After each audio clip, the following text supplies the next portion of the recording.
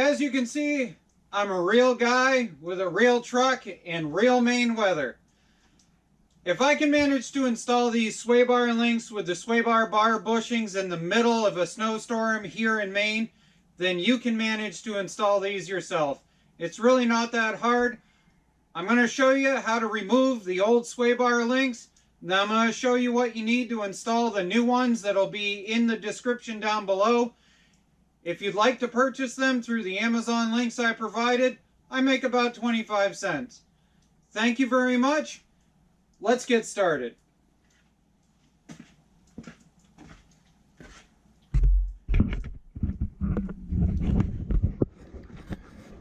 Now the first reality is removing the sway bar links.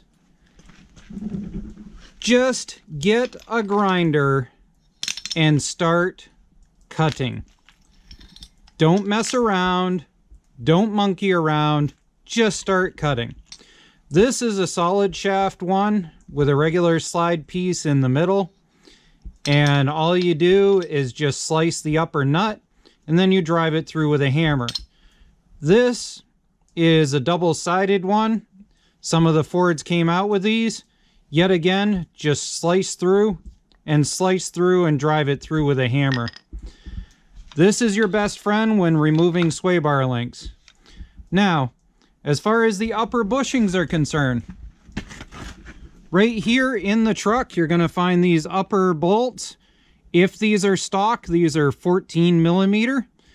And they come right out with your standard ratchet, wrench, impact, whatever you want to use.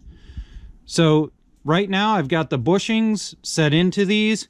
If you need to get these bushings on and it's cold, simply heat them up in some hot water and they will start to be malleable and you'll be able to put them on. Next, you've got your link here. I've got the link assembled right now so that you can see what it looks like with the caps and the centerpiece in. Now the bottom nut, key being this is your bottom, it goes up through the bottom. Your bottom nut is going to be a 5/8, and your bar in the bottom, your control arm, is going to sit right there.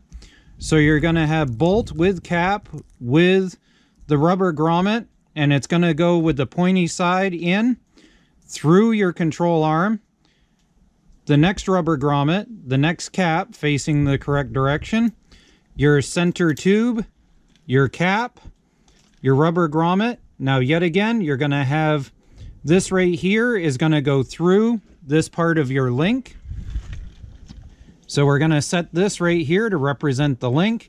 You're going to have your rubber grommet, yet again with the pointy side going in. You're going to have your cap, and then you're going to have your top nut, and your top nut happens to be an 11/16. Now, there is just barely enough room to get in there with an impact as long as you have a short impact like this. So you could potentially just do it with this and this. So what we're going to do is we're going to get in underneath here. Up in here, you're going to see these are your sway bar mounting holes. Your bottom of your sway bar link goes through this hole right here. And obviously, once the sway bar is in place and sticking out, you'll have your link location up right about here. All right, let's see if we can get it in.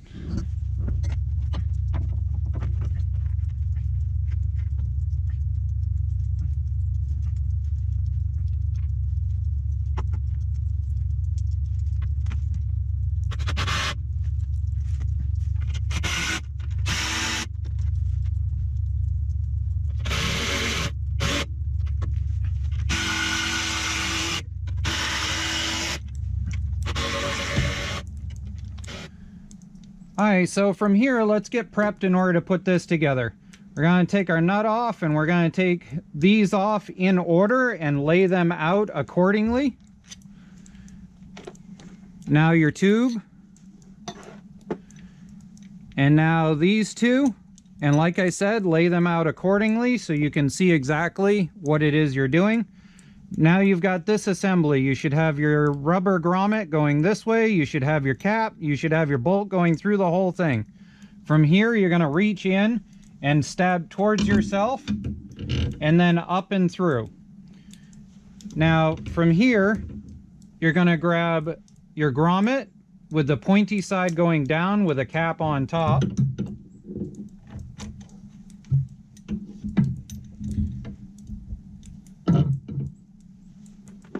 Next, you're going to grab your tube and put that over the end, like so. Now, you're going to set your sway bar length up just a little bit.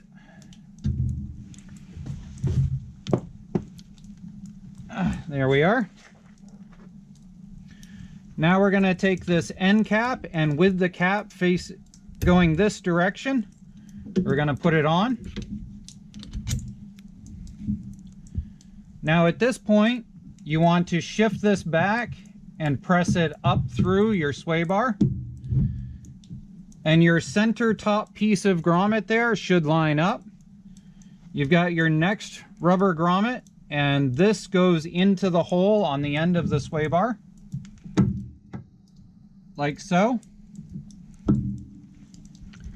Now, what ends up being an issue is getting this to compress enough to get your cap on. So from here, you're going to need to monkey it around, push it around until it stabilizes. Just find that last little bit of wiggle room that you can get in order to put it in place. Now the other thing you can do, if you can get just a couple of bits of the thread, is you can use the nut to cinch it down just enough to press it, and then take it back off and cap it.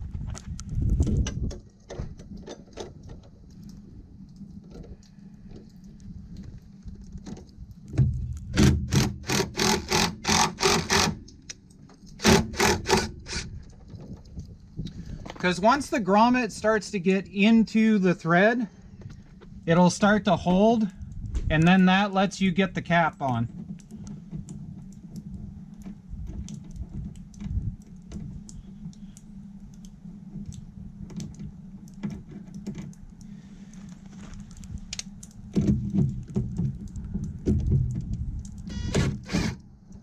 Oh, not quite.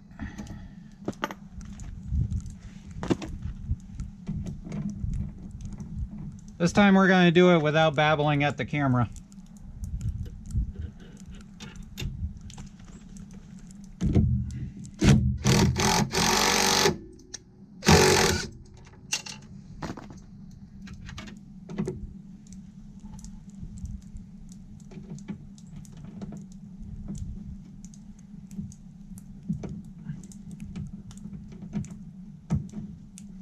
There, you got to be quick about it, and then from there, put her on.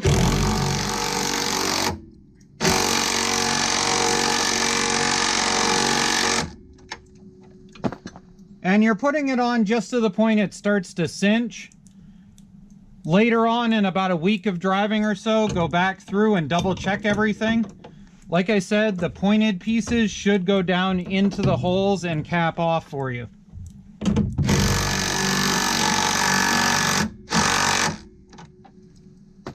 There we are.